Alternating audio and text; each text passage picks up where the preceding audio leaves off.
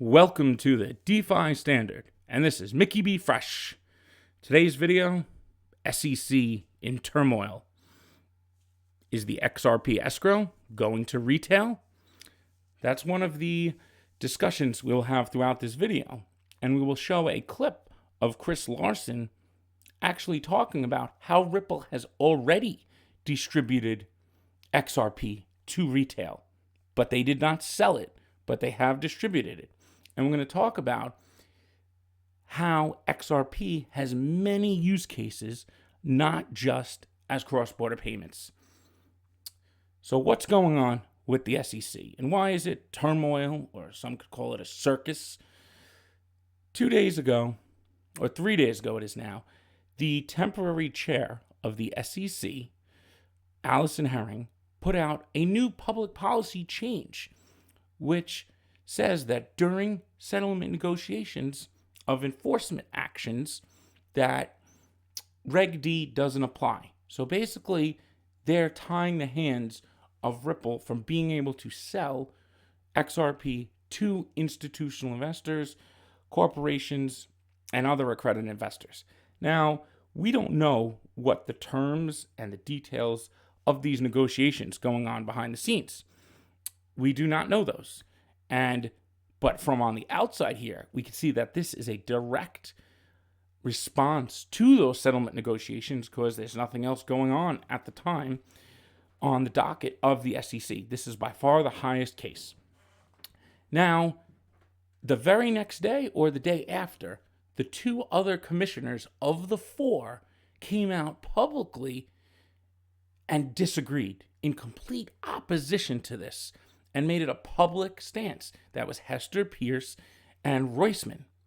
Now, there's dissension here within the ranks of the SEC, and we have a temporary chairwoman who hasn't been confirmed by the president, has not been nominated by the Senate, making major policy changes in the midst of one of the biggest high-profile cases in modern history for the SEC. We have Gary Gensler coming in, who is nominated by the administration and needs to be confirmed still by Senate. Let's hope that they push this up and the Senate gets Gensler confirmed, because there is dissension, turmoil, circus, something going on behind the scenes at the SEC that the highest ranking members are complete opposite views, and they're now airing their dirty laundry publicly. And what does this mean for XRP's case? And there's been a lot of information going around. I think a lot of it is misinformation. People thinking that XRP is only for accredited investors now, only for institutions. Well, we can't buy it on exchanges in the US. Well, that's just temporary. Thing we have to understand here is XRP, if Ripple's going to settle this case and they are going to agree to some other terms, they're not going to agree unless XRP is designated the same way Bitcoin, Ethereum, and others are, as not securities. And actually getting an official designation as not a security is exactly what we need. And then guidelines. But the actual regulatory clarity and framework will come from Congress. It will not come from this settlement unless it goes all the way to the Supreme Court. And that's very unlikely to happen. And Ripple wants to settle this fairly quickly. And we see that there's negotiations going on right now, and that's exciting. But this does not mean in any way that XRP is not for retail or not for any other use except accredited investors. And we're going to show that today in a couple clips from Chris Larsen actually saying that. So everyone's concerned about this escrow. What's going to happen with this XRP? Is it going to get burned? That makes absolutely no sense. And the validators, all 80%, would have to vote on that, and that's very unlikely. Does Ripple continue to sell it? I don't think that is the best option when they have half the supply, and they don't need to sell it. That's the big thing here. They already have 400 institutional customers, payment providers, market makers that are paying them licensing fees every month. They're worth over $10 billion. They're probably going to IPO close to $100 billion, with Coinbase IPOing around $60 billion.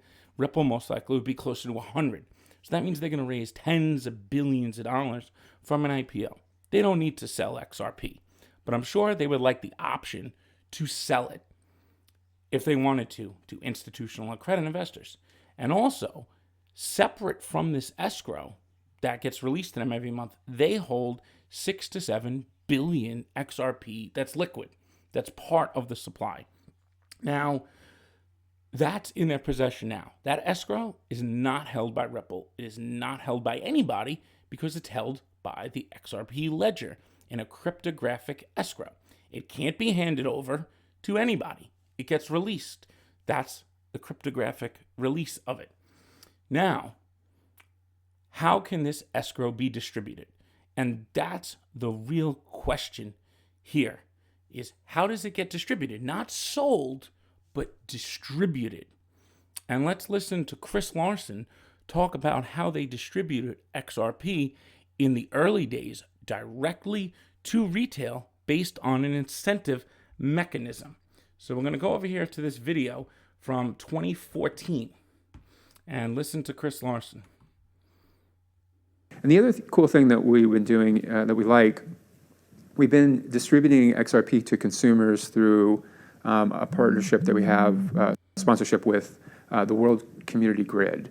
World Community Grid is a really neat project. It's sponsored by IBM. It's a .org that basically tries to get the world to contribute their spare computing power globally in a shared supercomputer that then works on social problems like AIDS research, cancer research, building better wind generators and solar panels. And it's a huge effort. It's been going on for about 10 years. Since November, what we've been doing is that if you contribute your computer, which can be an Android phone, it can be your PC, to the World Community Grid, for every the computing minutes that you provide, we will give you XRP. And it's been super successful. Ripple Labs now is more than half of the entire project, and the project has like 100,000 teams. So the Ripple Labs team now, we've contributed about 13,000 years of computing power in just 2 months. We're about 7 times what IBM is contributing every day.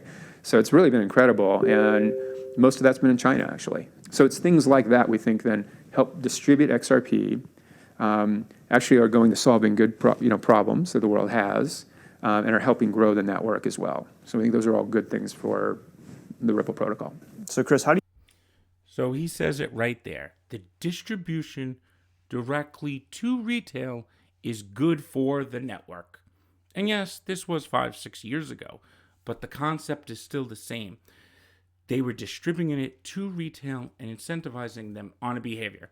This had to stop because there were no regulatory clarity at the time, and it was very early days.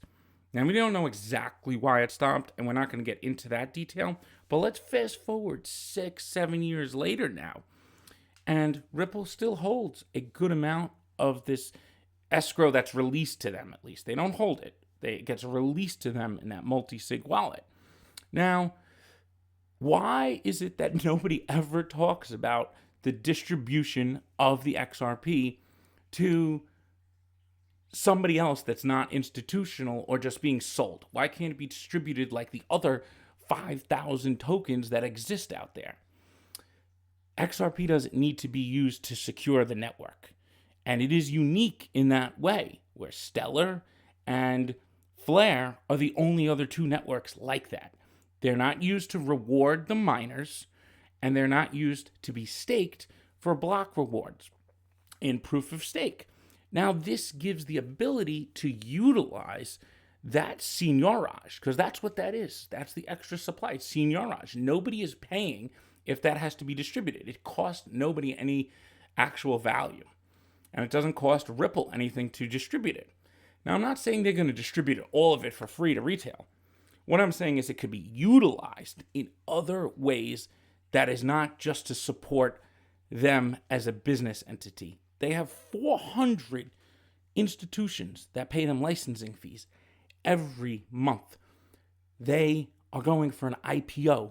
They have tens of billions of dollars that they're going to raise. So he said it right here. How do you add value to the network? And the idea is to distribute XRP as far and wide into as many hands, and not just institutional hands. XRP is not, and I repeat, not just made for institutions. The concept behind it as a neutral bridge asset is to be used by everybody and multiple different types of stakeholders. We're not just lab rats that are early to the game, and we're not just riding Ripple's coattails. Those concepts are null and void now. We have things like right in front of us, the FLR network being built for us and for institutions. So you're going to be able to take your XRP, put it on FLR, and earn yield with it, and then utilize it. No SEC's taking that away. Nobody is taking that away from you. And XRP has yet to get a classification. But we got to remember, these networks are not like the traditional markets. And we shouldn't try to compare XRP to traditional financial instruments, because they have attributes of all of them plus more functions and new ones. They're not just currencies. They're not just commodities. They're not securities. And they're not just bonds. Definitely not bonds. The XRP ledger is a math-based protocol, and it's monetized by the XRP token, which has value, and value is in the protocol, as Glenn Hutchins always said.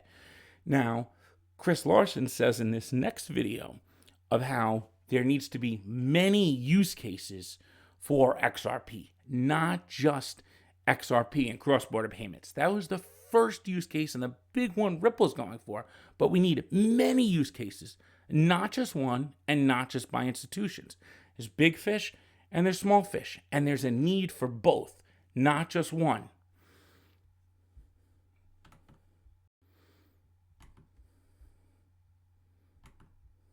Like that's going to accelerate, and that liquidity then attracts more use cases. Like, for example, Ripple, the company, focuses on the enterprise use case. But we see these things. We see XRP as very much a general global digital asset without a counterparty. So you'll see more and more use cases popping up from different angles, and that just kind of drives more liquidity. So I think that's probably the way in my opinion, how it pans out. But now, what does he see there? Many use cases that drives liquidity, and it needs many use cases. And Ripple's focused on the enterprise. And there's something else very important he says here that I really want to drive home. XRP is counterparty-less, and that's why it's special as a decentralized crypto asset. It doesn't have a counterparty. Therefore, it can't be backed by gold. It won't be collateralized by fiat on the ledger. They go against what XRP is. So we need to step away from that speculation and look at what XRP is doing and what's being built for it. Something like the FLR networks for you to utilize and for institutions to utilize as well and to earn yield. XRP is distributed in hundreds of countries on hundreds of exchanges in self-hosted wallets. The SEC does not have jurisdiction over validators in all other countries. So that whole idea that it could be deemed a security would literally force Ripple then to leave, and they would go do business in another country. There's really no scenario where XRP just becomes a security in all over the world. It can't. It's already decentralized and spread out. So it's long past that point. So either a case is going to go really long, and they're going to get a final designation that it's currency, and that could take a year plus, or we're going to get a fairly fast settlement. And maybe they have to make some concessions, pay some fines, but Ripple's not going to settle unless XRP is not a security. The XRP that's out there now is not a security. And if they were not able to sell anymore, that doesn't stop them from distributing it. It doesn't mean just because they can't sell it, they have to hand it over to somebody. Oh no, you could distribute it just like every other crypto network distributes for incentivizing behavior, as in paying rewards for certain activity. Like in the World Community Grid, they were incentivizing retail to use their computing power to donate towards the World Community Grid, and they would pay XRP for that. They would reward them. So let's take that concept and apply it to something modern. And now 6-7 years later, say liquidity, or say minting a stablecoin. Things like that are, I think, where we should be looking, because this was what Ripple always wanted to do, was to distribute XRP.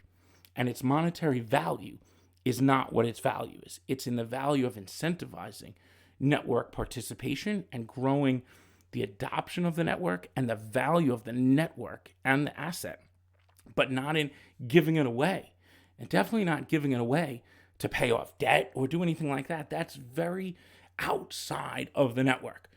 What he just said is to distribute, to build value into the network, not outside of the network. Now, yes, governments, central banks, they could be irrational and try to force certain things.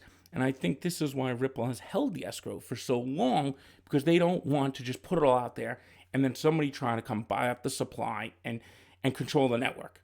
That's what they don't want. So they want it distributed to as many retail, as many institutional, and as many countries as possible, so that it's spread out so nobody controls the asset.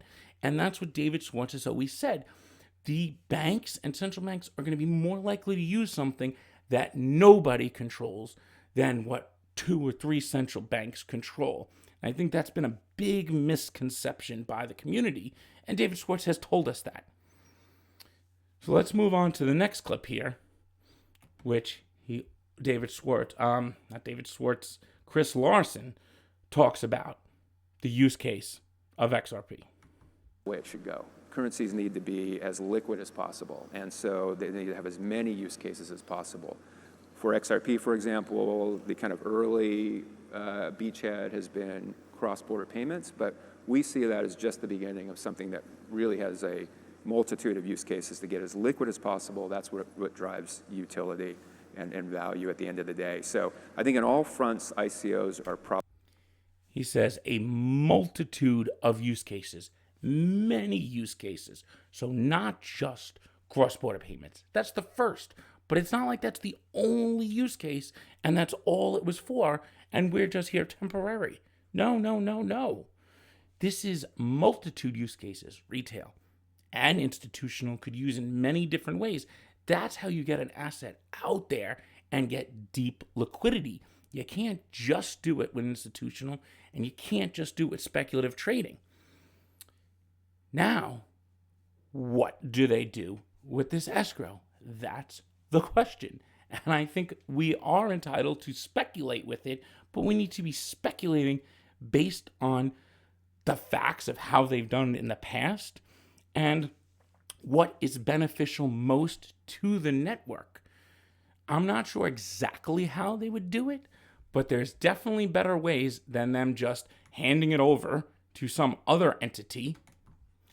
Now, I think Flare Networks is a great example to look at how they're utilizing their excess supply. So that 25 to 30 billion in that rewards pool that's going to go to everyone who mints FXRP is going to be airdropped daily Spark tokens. Let me repeat. If you mint FXRP and utilize it on Flare Network, you will be airdropped Spark every single day just for minting that FXRP on the Flare Network.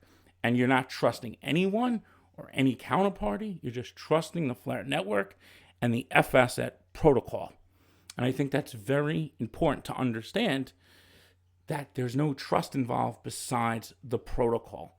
So as more value comes onto the Flare Network, it's going to unlock all that financial energy, and then it's going to get utilized. What is it going to get utilized for? My suspicion is that Ripple X and possibly another entity is building decentralized financial market infrastructure on the Flare Network to allow for that collateralized debt position to mint a decentralized stablecoin, FUSD, and then allow that stablecoin to come back onto the XRP ledger to trade against XRP and other FAssets and any other assets on the XRP ledger. Because now you have the Holy Grail, a decentralized stablecoin collateralized by XRP, BTC, LTC, Doge, Stellar, and other FAssets that come on the network. and that allows XRP to trade against another trustless asset.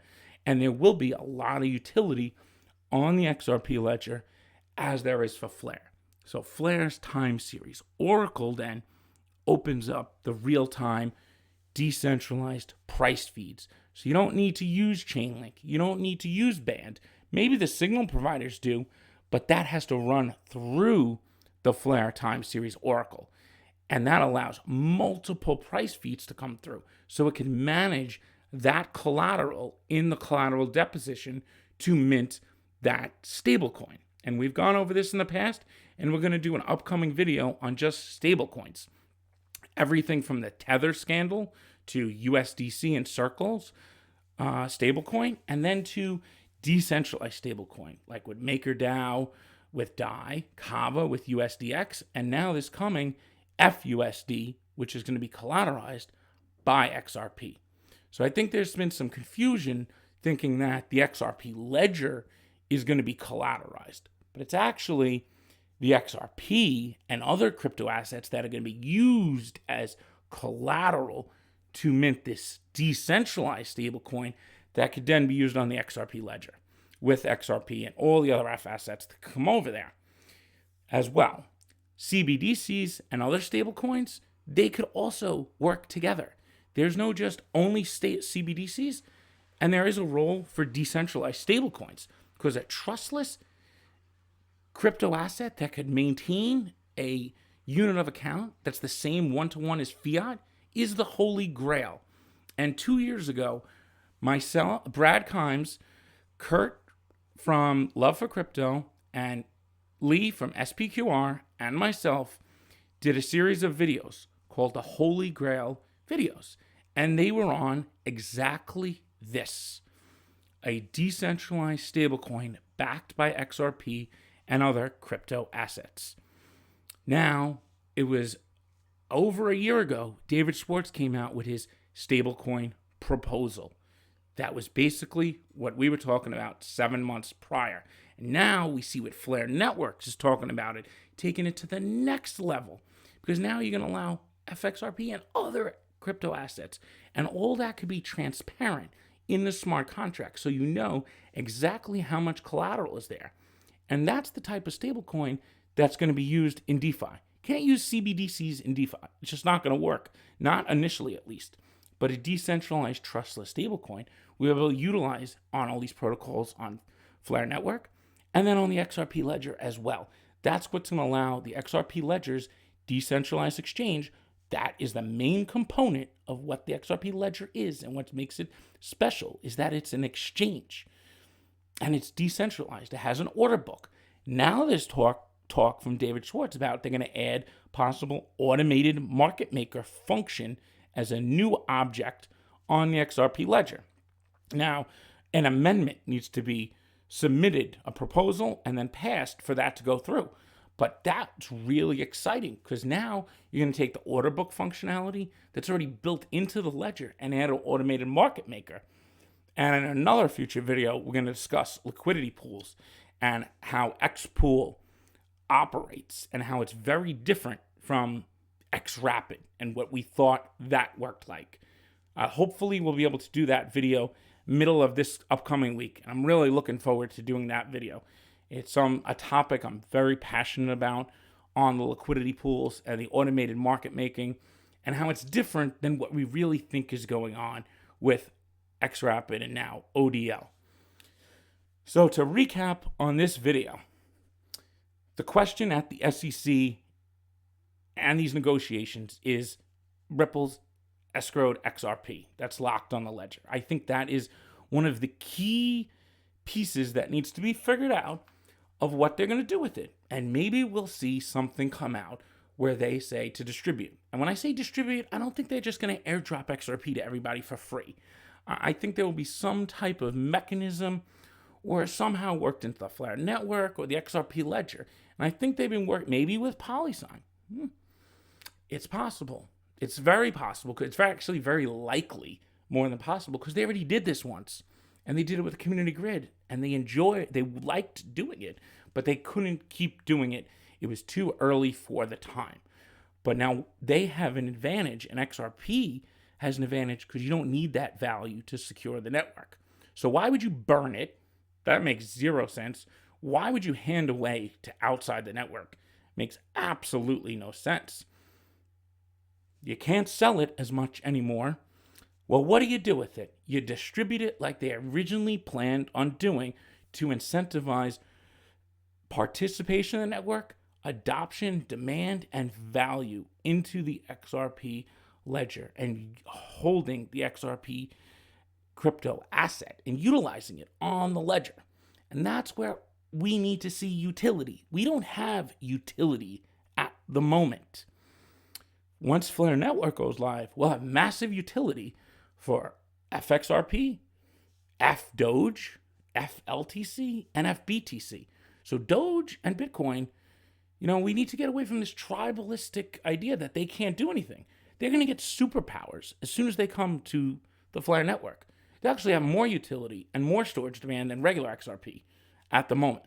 So we need to accept that. Now, FXRP obviously has an advantage because the XRP ledger is still going to be utilized, and it's the exchange where all these things are going to trade. And it's going to be connected literally as a two-way bridge to the Flare network, back to the XRP ledger. So assets are going to be able to move trustlessly back and forth. And that's that. Liquidity network is the XRP ledger and the exchange and the FX. And then you have next to it the data provisioning network, which is the Flare network, which has the built-in time series oracle, which is extremely powerful because it has real-time decentralized data coming into the network that all applications can interact with and all the smart contracts on the network can interact with. No other network has that unless it's some layer 2 dApp ecosystem, but no underlying layer 1 infrastructure blockchain has that like Flare. Secondly, Spark tokens don't need to be used to secure the network. They don't need to reward miners. They don't need to be paid to proof of stake validators as block rewards. So that's why they're able to use the general rewards pool to airdrop Spark tokens to everyone who mints FXRP, FDoge, FLTC, and FBTC. And also, the inflation mechanism generates rewards for everyone who participates by delegating their votes to the signal providers of the Flare time series oracle. You'll earn airdropped Spark every day or multiple times a week. We haven't got details exactly on that. But both of these assets, you're going to get airdropped every day or multiple times a week, more Spark tokens. And then you're going to compound and make yield. And then also when you stake your Spark tokens, you're going to earn those underlying assets like XRP, LTC, and Doge. And then you mint those. And this machine, it's like a token engineering machine where it just keeps going around and you just keep earning and compounding your yield over and over and over again. The final piece is what do you do with the FAssets? That's where the collateral deposition comes in. And that's what we think RippleX is building. And Hugo has hinted at that. We don't know for sure. I'm not saying that they definitely are, but it's very likely that their whole DeFi, they acquired the Logos network and the Logos team to specifically build a DeFi ecosystem. It might be even bigger. We might have a whole layer 2 ecosystem built on top of XRP Ledger and Flare. And Ripple has RippleX. They build consumer products. They're just decentralized infrastructure for the XRP Ledger and soon for Flare and for Interledger. So they do build consumer-facing things, just not business products that they profit on. And Chris Larsen has said, we pivoted away from consumers. But he said there will be a time when we pivot back. So right now the focus is on all enterprise, institutional.